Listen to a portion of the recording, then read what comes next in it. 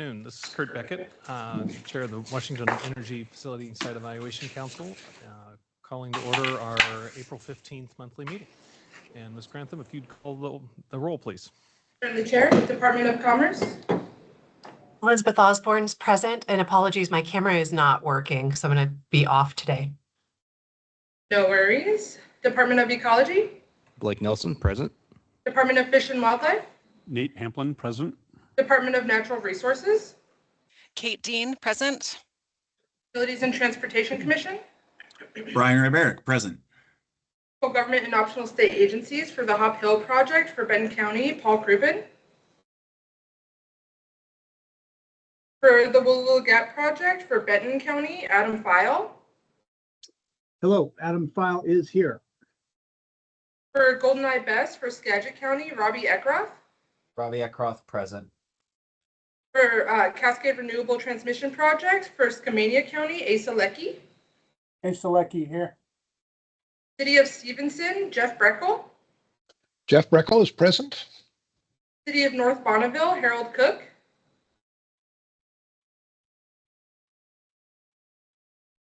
Is Councilmember Cook present? I recall seeing him online. I will move on. For Klickitat County, Jan Sokol. Moving on to Assistant Attorney Generals, John Thompson. Present. Zach Packer. Present. And Talia Tuitt. For Council Staff, Amy Hofkemeyer. Present. Sarah Randolph. Present. Sean Green. Present. Joanne Snarsky. Present. Lisa McLean. Present. Kevin Taylor. Present. Nabila Gomes. Present. And Keith Quinata. Present. Operational updates for Ostra Solar, John Volz. Present. And is there anyone present for the Council for the Environment? Gary Carroll and Sarah Reineveld, present. Thank you, Chair. There is a quorum for all councils. Thank you very much. Council members, we have an agenda before us. I would entertain a motion to adopt the proposed agenda. Mr. Chair, I move to approve the agenda for today. Thank you. Is there a second? I'll second. Thank you. Council members, I don't know of any changes to the agenda. Are there any from you? Hearing none, all in favor of approving the agenda as proposed, please say aye. Aye. Aye. Aye. Aye. Opposed? Okay, motion carries. The agenda is adopted. And moving on to our minutes from our March 18th monthly update. And while I would entertain a motion in just a moment, I, of course, need to get to my screen. On page 31, I had one minor item I was just going to flag for our clerk, which is on page 31, line 19. I'm sorry, line 12. Being inclusive. Where did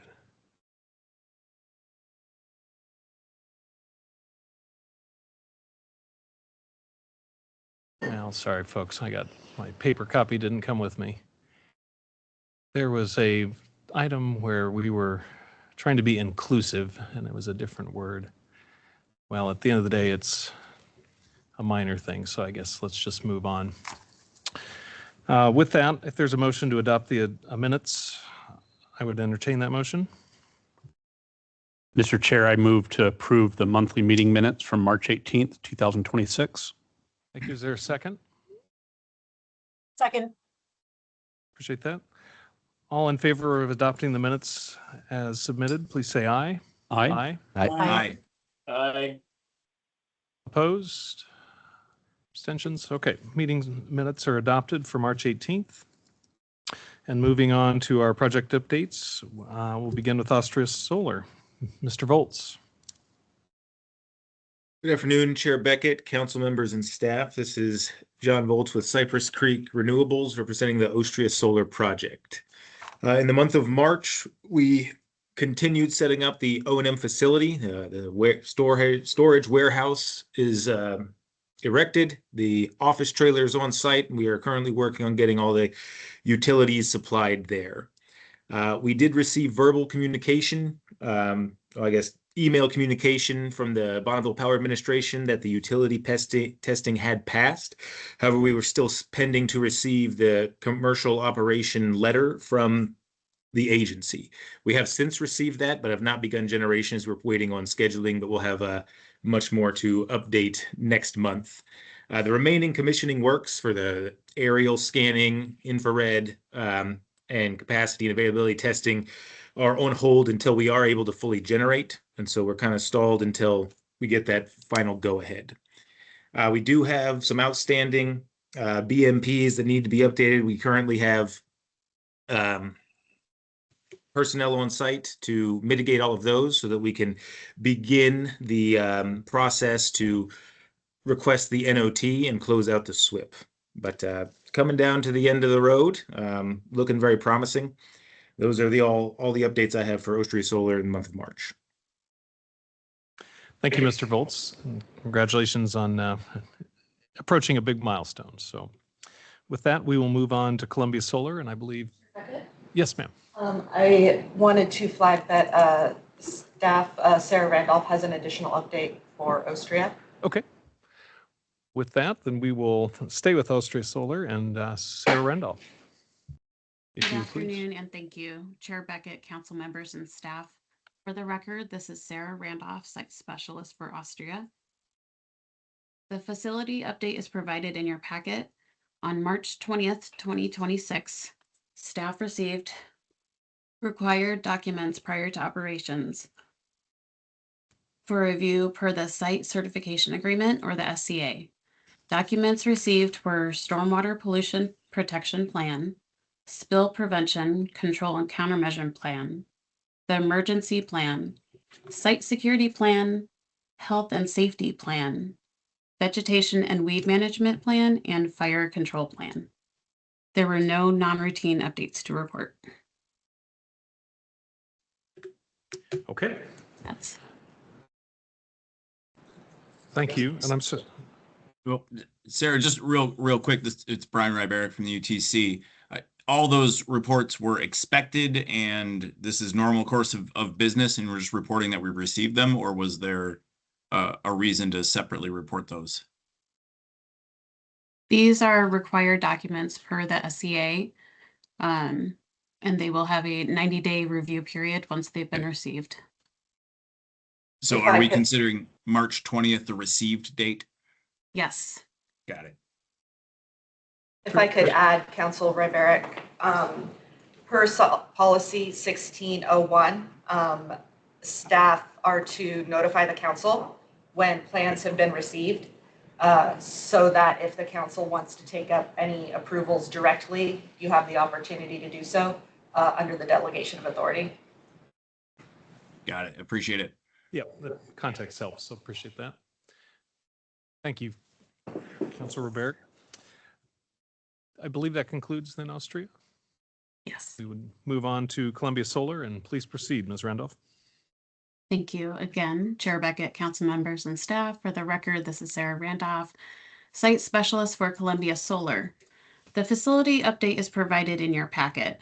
Staff was informed on February 24th, 2026, after the fact that Greenbacker sold to Altus Power on December 17th, 2025.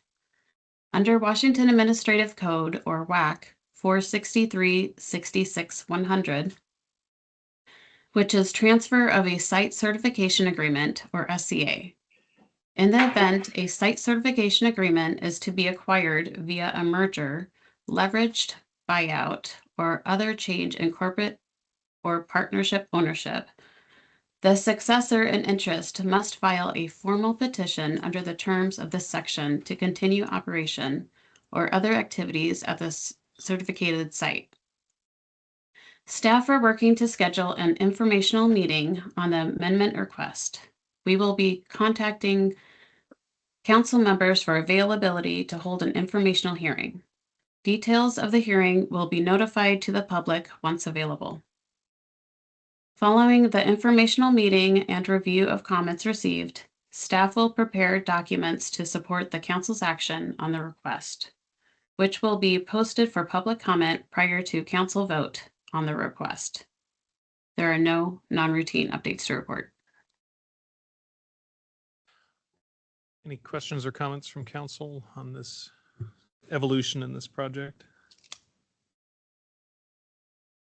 I guess I would just add a brief comment, Ms. Randolph, which I think is standard procedure, but having not participated in a change in ownership before on a project, certainly, and this may be at times more perception than reality, but as ownership transfers are the commitments carried over to the new owner, and I believe that is endemic to the core of FSEC's process. But I know out in the real world at times transfers, sometimes commitments are lost in those transfers. So I would just try to emphasize that in some of our communication and review. So with that added comment, unless that sparks others, we will move on. Thank you. To the Carriger Solar Project, and Ms. Snarsky will provide our update today. Thank you, Chair Beckett and council members. For the record, this is Joanne Snarsky, the siting specialist for the Carriger Solar Facility in Klickitat County. The process of current judicial review of this project with the Confederated Tribes and Bands of the Yakama Nation is continuing and being handled by our AAG, Assistant Attorney General. However, FSEC staff are continuing to discuss Carriger's timing for submitting the construction plans required by the site certification agreement. We anticipate a few drafts in the coming weeks and are ready to review them upon receipt. That's all I have. May I answer any questions? Council members? Seeing none. Thank you, Ms. Snarsky. We will move on to the Cascade Renewable Transmission Project, and Trevin Taylor will be providing our update today. Let me just note, as always, thank you to our local representatives, Council Leckie and Breckel. I believe we have a couple new members who will be joining us soon, but with just acknowledging that, let me turn it back to Trevin for the full update. Thank you, Chair Beckett and council members. This is Trevin Taylor, SEPA Specialist assigned to the Cascade Renewable Transmission Project. I'm also presenting on behalf of Project Siting Specialist Maria Belkina. Following the issuance of the initial data request, FSEC is continuing coordination with the applicant regarding responses and clarification of the process for submitting additional information. Preparation for the SEPA process is ongoing. On April 7th, staff notified the applicant of an anticipated determination of significance pursuant to RCW 80.50.090, parent 3, parent A. This morning, April 15th, staff received a response from the applicant to proceed with our review. FSEC has finalized the scoping memorandum, is anticipated to open the SEPA register as of May 1st, 2026 for 30 days. Details of the scoping period and associated comment hearing periods will be notified to the public and made available on FSEC's project website. FSEC continues coordination with state and federal agencies. The Department of Colleges indicated that comments are forthcoming and ongoing coordination is occurring with the U.S. Army Corps of Engineers and Oregon state agencies to support alignment of SEPA and NEPA processes. Tribal outreach is also ongoing. Consultation request letters have been distributed and FSEC is tracking responses and scheduling government-to-government consultations. We've continued to receive appointment letters for council members representing local jurisdictions. Representatives have been appointed for Skamania and Klickitat counties and the cities of Stevenson, Camas, and North Bonneville. Responses are still pending for Clark County and the city of Benjamin. The Port of Skamania has declined to appoint a non-voting council member. Lastly, staff are coordinating with the Columbia Gorge Commission and the Skamania County Planning Department for the review and implementation of codes and requirements for the National Scenic Area. I'd be happy to answer any questions. Appreciate the good update. Council members, comments or questions? Mr. Chairman, I apologize. I guess my mic was muted. This is Jan Sokol representing Klickitat County on the CRT project. Thank you, Council Sokol. Appreciate you being here today, as well as being sure to, we'll have you marked down as attending. So thank you for that. Yep. Seeing no other hands raised, then we will move on to the Horse Heaven project. Sean Green will provide our update. Thank you. Good afternoon, Chair Beckett and council members. Chair Beckett, real quick, Asa Lecky did raise their hand there at the end. Just want to make sure if we want to do the CRT. Yeah, thank you. I'm sorry. It was a little bit of a delayed reaction. One of the questions I'm getting from locals is if this renewable project goes through, is this going to be the only line, or does this permitting process open the gateway for multiple lines to go down the Columbia River? Thank you. I'd look to staff to make sure the answer's Thank accurate. you. I have one, but. This is Amy Hofkemeyer. This application and review is only for this project. Any other interested parties looking to develop other projects or other lines or other infrastructure would have to apply and be reviewed accordingly. The review in front of us is only for this proposal. Oh, got it. Thank you. But yeah, the concern is that if this is approved, does this make it easier for subsequent projects of the similar nature to pass review? Thank you. I mean, I don't think I can speak to future projects without having an application in front of us. To my knowledge, there's nothing else proposed in the area. I've not heard of anything in pre-application or pre-development. So to my knowledge, this is the only project under consideration. Okay, thank you. Appreciate the question, Councilor Lecky. All right, then we will move on to Horse 7. Thank you. Again, this is Sean Green, SEPA Specialist for FSEC, reporting on behalf of Amy Moon. In March, staff reported that the Horse Heaven certificate holder had submitted a land and shoreline use dryland farming management plan and a livestock management plan, as well as a request to remove 3 trees in compliance with Vegetation 1 tree avoidance, the Vegetation 1 tree avoidance mitigation measure. The 2 management plans and the tree removal request were approved by the FSEC Interim Executive Director, Dave Walker, in early April. As a note, the tree removal plan included a condition requiring in-kind tree replacement with native tree species. Approval of the Habitat 1 Wildlife Movement Corridor Mitigation Plan, the Species 13 Pronghorn Study Plan, and the accompanying pronghorn capture and handling procedures were also recently approved by Interim Executive Director Walker. Staff will continue to work with the certificate holder to review mitigation plans as required under the site certification agreement, and will keep the council informed as this work progresses. Does the council have any questions? Council members? Seeing none. Thank you, Sean. We'll move on to Hop Hill, and Trevin Taylor will provide the update. Thank you, Chair Beckett and council members. This is Trevin Taylor, SEPA Specialist on behalf of John Barnes, FSEC staff for Hop Hill application. Staff are continuing to work with the applicant in submission of additional application materials for the Hop Hill project. Staff scheduled an April site visit to conduct verification of wetlands and water delineation reports for this project. The site will take place on April 28th to verify wetlands and waters located in the transmission area. On April 29th, verification of wetlands and water will be conducted for the new proposed expanded project areas. FSEC is expected to receive this amendment in the coming months to best manage agency resources. We will be surveying both the transmission area and proposed expanded project areas, while both the Department of Ecology and FSEC staff are available and present. Wetland and water verification is required to support a SEPA determination for this project. Are there any questions?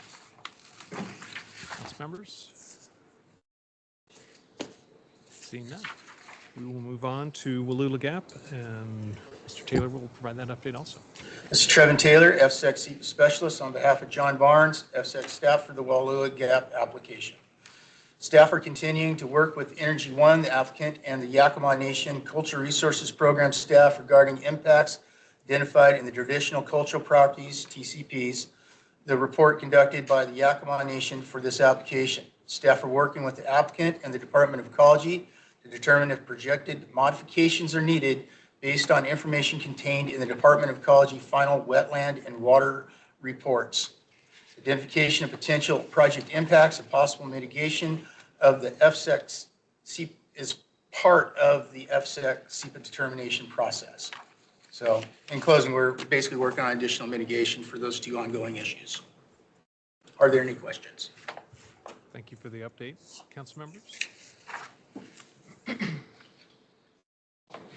seeing none, we will move on to the GoldenEye Best Project, and Joanne Snarski will provide our update. Thanks again, Chair Beckett. This is Joanne Snarsky, the siting specialist for the proposed GoldenEye Battery Energy Storage Facility in Skagit County. Staff are continuing to assess the potential impacts from the proposed project as required under the State Environmental Policy Act. Additionally, we have been coordinating with representatives from both Department of Archaeological and Historic Preservation and the Governor's Office of Indian Affairs to receive formal feedback from the Upper Skagit Tribe on the Cultural Resources Survey for the proposed BEST project. That's all I have. May I answer any questions? Any questions, council members? Okay. Thank you very much. We will move on to our various updates, and I believe Nabila Gomes will be representing Mr. Walker, who's out today. So with that, Nabila, let me turn this to you. Yes, thank you, Chair Beckett, council, and staff. I'm speaking on behalf of Dave Walker. He's not here, the interim director. Amy Hofmeyer is going to give the cost allocation updates. I think that's going first, and then I will give an update on the new employee and budget. All right. Thank you. Thank you. Provided in your packet is the non-direct cost allocation for fourth quarter fiscal year 2026. This covers the period from April 1st through June 30th, 2026. I will not read each item unless there's interest, but these are very similar, not exactly the same with the last quarter. We've made some adjustments for projected activity. Get my mic on. Appreciate that. Yeah, I think we've all had a chance to review the document. So I think having acknowledged that briefly here in the public session, let me also note we had the cost allocation up first just to keep the screen share a little simpler for everyone's ease of use and any subsequent discussions. So meant to explain that at the top. And with that, I will turn this back to Ms. Gomes.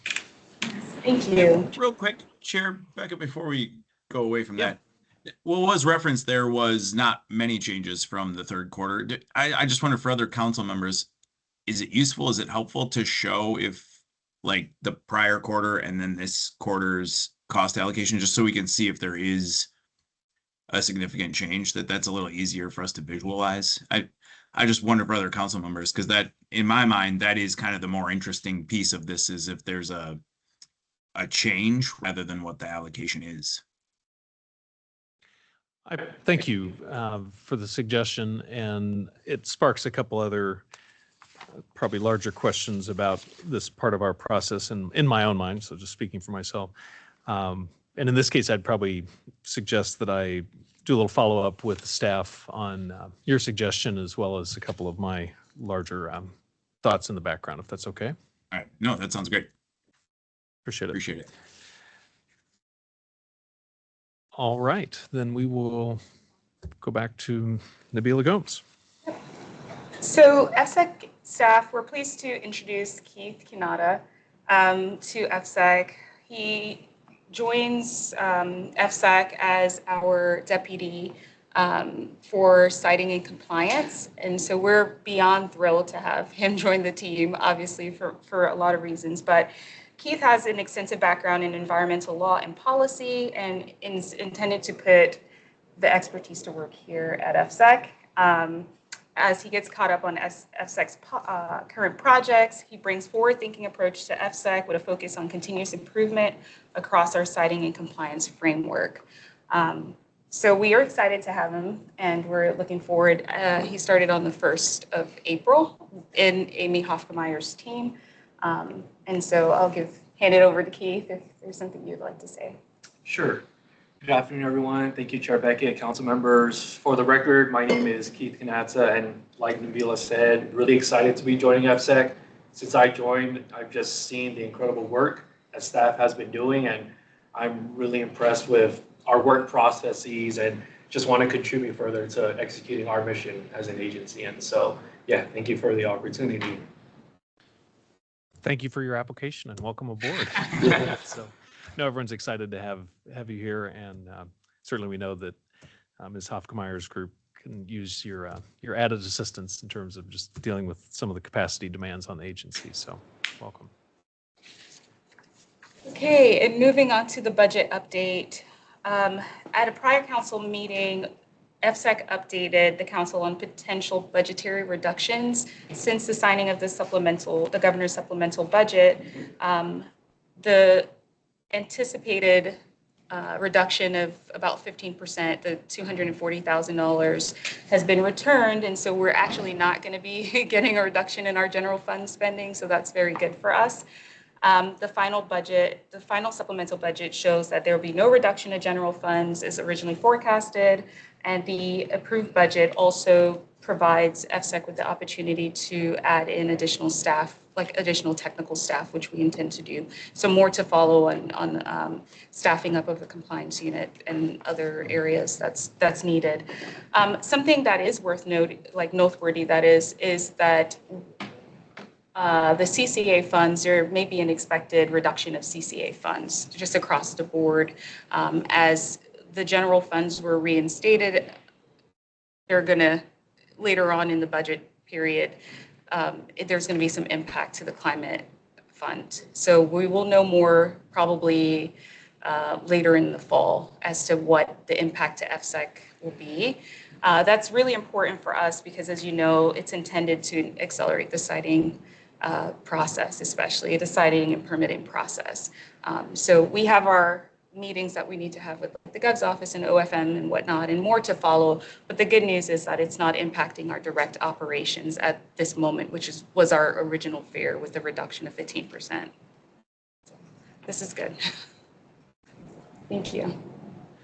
Let me add just a brief comment, if I may, and then I'll turn this for questions and discussion from the council. So one, thank you for the update. And obviously, I think everyone should know we'll do the best we can with the resources we've been given. And if that's more than what might have been, we'll continue to try and, again, make the biggest impact for each dollar.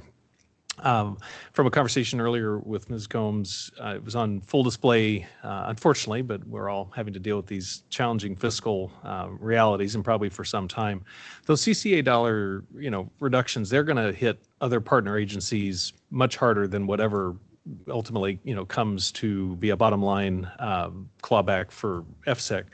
Ecology would probably be at the top of that list, and is just reflective of much as, as we try to be as clear and clearer on our processes and different inputs that go to it. Ultimately, FSEC runs on a lot of other partner agencies. And so as their work is affected in these other ways, it can come creeping back into some of FSEC's path and process. And so I just want to acknowledge that to those other partner agencies that may have it harder than FSEC. So we'll all work together just to make the best, I guess, of the kind of the hard time that we are facing fiscally in the state at this point. So with that comment, let me turn it back to council for other questions or comments. Council Pamplin. Thank you, Mr. Chair. Ms. Gomes, as we're always addressing our current budget, we're looking at how to implement the supplemental, and then our eyes in government are always looking ahead at next biennium. And at least for Department of Fish and Wildlife, and I think other state agencies, we have to submit our request into the governor's office, I think by like September. And so I was just curious about what the process is for FSEC as you're developing either agency request legislation or your 27-29 operating budget. What's that process look like? And then what's the role of the council in either reviewing or just being apprised of those developments? Thank you. So we had like most state agencies, we had to provide OFM. Well, we partner through DES as a small agency, but we created our anticipated budget, especially with our staffing needs, and identified any key projects or any area of the budget that we need to increase or just staff up based off of our own FSEC strategic plan, and we provided that to OFM. My assumption is we will hear back from OFM probably within the next month or so, which is the reason why I said maybe in the like about August, September time, we'll have a better update to provide something more tangible to the council. But we did provide our preliminary budget, which included additional staffing, like a staff member for IT and some of our major asks that we think we should have, especially so that we can keep the workflow going. But I'm assuming probably as the conversations or continue to be had, we would know more probably around June or July as to what would need to be brought forward. Most of our budget is internal operating, so it depends on what the council would like to see. If you would like to see the final budget when it's at 80% or whatever percentage it is, we can definitely give a budget update when we know more for sure. But once the budget is allocated itself and it says this is where our CCA funds land, our general funds, et cetera, that will be an update that will be provided as well. Appreciate the question. Other questions or comments from council members? Councilor Barrett. Yeah, really just a comment, not a question, and just echoing Chair Beckett, your sentiments there of, in general, I think good news today in that the general fund issues that were brought to us at the last council meeting have been at least addressed in the near term, of course, with that eye towards the CCA funds, though I suppose the news could have been bad on both fronts, that it would have been a reduction in general funds and a reduction in CCA funds. So good news in the short term, but as Council Pamplin and everybody's noted, it's tough fiscal times. So a little bit of good news is always helpful, but also look into the future. So appreciate the work here and appreciate the good news for today. Thank you. Other comments? Seeing none, and I believe that concludes the director's updates. Anything else, Ms. Gomes, just to double check? That's it. Okay, then we will move on to our last item with Lisa McLean and a tribal update.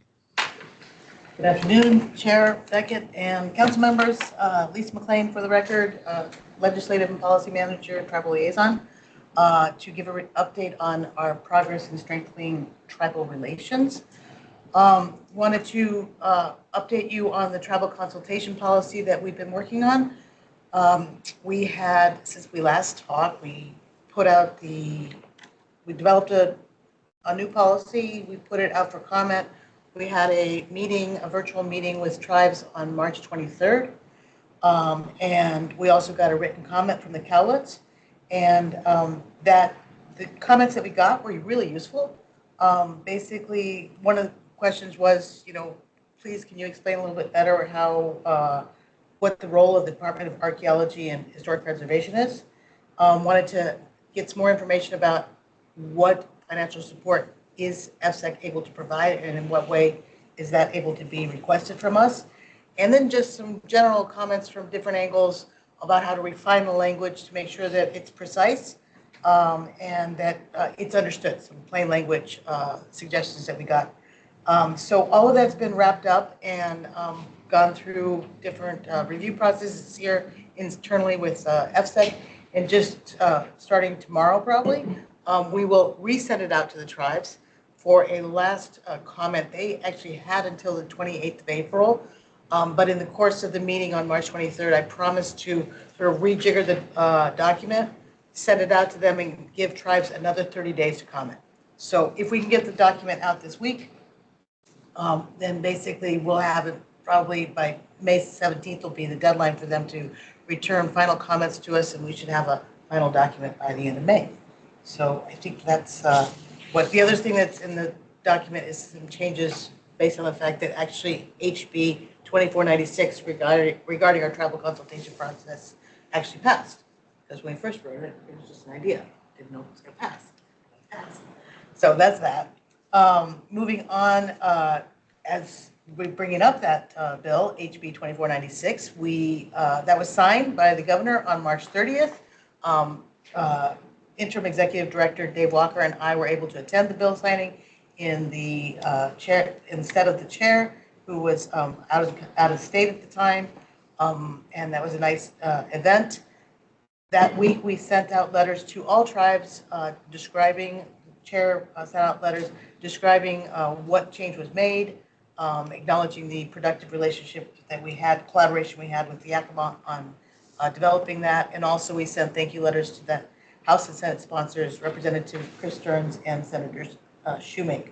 And we got back some nice replies from several different areas, so that was nice. And then lastly, in the coming 2 weeks, we have, Chair Beckett and the staff are going to be traveling to Colville and Cowlitz for government-to-government consultations on pre-application and on the project that is currently under review. And we've also, I think as was mentioned by Trevin, we've also reached out to a number of different tribes to request government consultations on the Carriger project, the Cascade Renewable Transmission Project. And I continue as tribal liaison to participate in a number of different meetings with regard to from the Governor's Office of Indian Affairs, working to implement some of the directives from Executive Order 2510 and getting prepared for the Centennial Accord, which has been scheduled for the second week of October. So we're already, like our colleague Ms. Gomes is working on the budget, we're already preparing for the Centennial Accord. So that's the basic update. I think the other thing I forgot to say in the update is the question had come up about our legislation. It will actually take effect on June 11th, 2026. So that's when it will be effective in law. And that's all I have to say. Any questions? Thank you for the update. Council, questions or comments? Councilor Barrick. Lisa, thanks for the update. Thanks for the memo and the materials. One, just recognition of, I appreciate the fast work to incorporate feedback as well as the provisions of HB 2496 in this policy. Thanks for the fast work there. One is just a comment as this goes out for additional comments. As I was looking at the current draft, the header in the document has like a weird reference listing. You might want to just check that to make sure as we send this out that gets removed. And then more substantive than that, in looking at the Cowlitz comments, they sent a very helpful matrix. But one of the questions in there, and I'm going to get it up in front of me just to make sure, is they talk about the federally recognized tribes and then the language that the policy uses to sort of describe how it applies. And they say their understanding is this means both the treaty and treaty-free tribes in Washington state will have the opportunity to engage in meaningful government-to-government consultation with FSEC.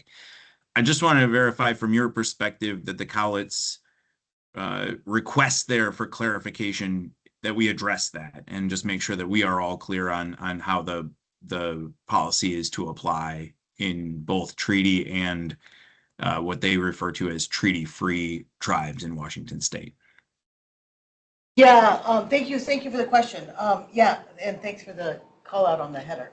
Yes, I'll get that fixed before we send it out. On that question, yeah, that was a really helpful comment because we've been using a shorthand of tribes with located in or with rights in Washington state. That's a shorthand.